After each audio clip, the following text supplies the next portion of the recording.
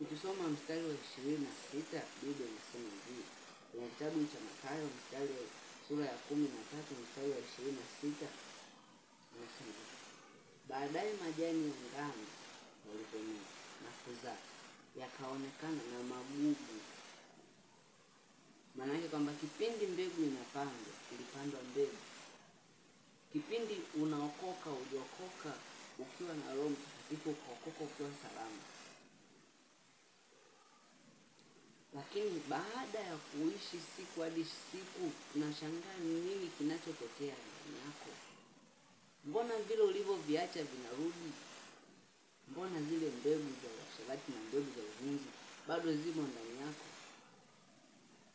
Umeokoka, lakini ni kwamba bado kuna mbegu imepandwa ndani yako. Unahitaji damu ya Yesu Kristo ikutakase, kwa sababu huwezi kuondolewa dhambi bila damu ya Yesu Kristo kutakasa. Labda nirudie kifungo hiki. Inasema hivi. Mathayo 13 mstari wa 26. Baadaye majani ya ngano yalipomea na kuzaa yakaonekana na magugu. Kwa hiyo vile ulivyookoka awali ulikuwa ni mlokole mzuri sana, mtu unayefuata ibada vizuri, lakini baada ya siku kuna tabia, kuna matendo, kuna mienendo ambayo iko tofauti na maagizo ya Kristo. Iko tofauti na maagizo ya Kristo. Kwa nini? Kwa sababu umempa nafasi shetani. Mstari wa 25 unasema hivi. Mathayo 13 mstari wa 25. Lakini watu walipolala, akaja adui yake akapanda magugu katikati ya ngano, akaenda zake. Wanaweza sio. Ulipokaa na kujisahau kuomba, ukajisahau kufunga, ukajisahau ibada, ndipo shetani alidondosha mbegu pale ya ukaidi. Ndipo shetani alidondosha mbegu ya kiburi hapo. Ndipo shetani alidondosha roho za kwake za kukwamisha wewe. Ndipo shetani alifunga maisha yako hapo. Ndipo shetani aliamua juu ya hatima yako wewe. Kwa nini? Labda nikurudishe tena nikutafakarishe kifungu.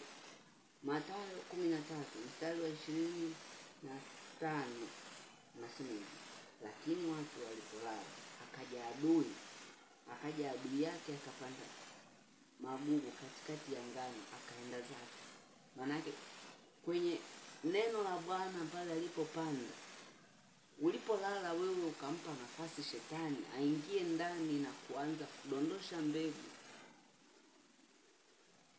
Uliposhawishika kutenda dhambi, ulimpa nafasi shetani hakuweka kitu hapo ambacho ndio mpaka leo hiyo dhambi inakusumbua.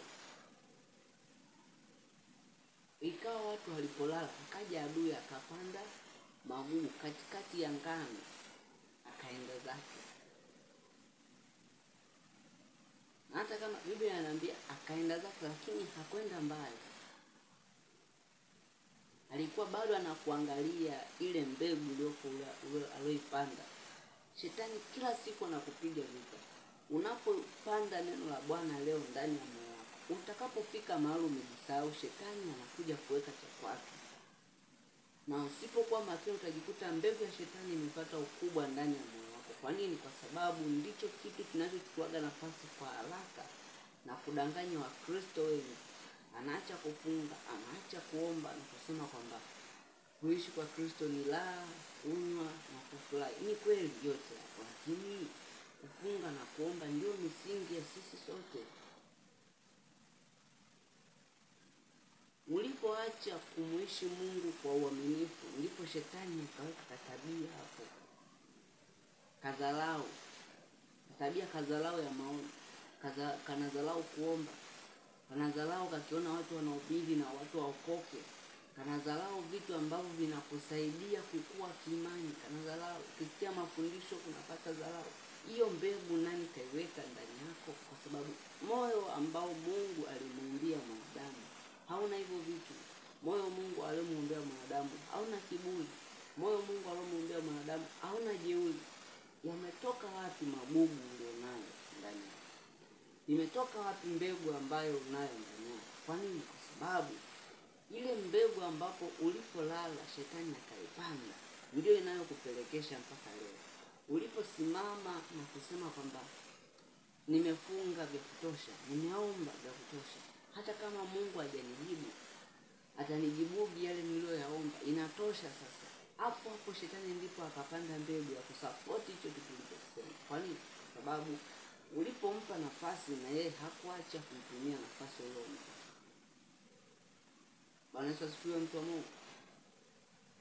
Hakikisha kwenye maisha yako umpe shetani nafasi ya kupanda mbegu, kwa sababu anaweza akapanda mbegu ndani yako isikuathiri wewe tu hadi kizazi chako kinachokuja.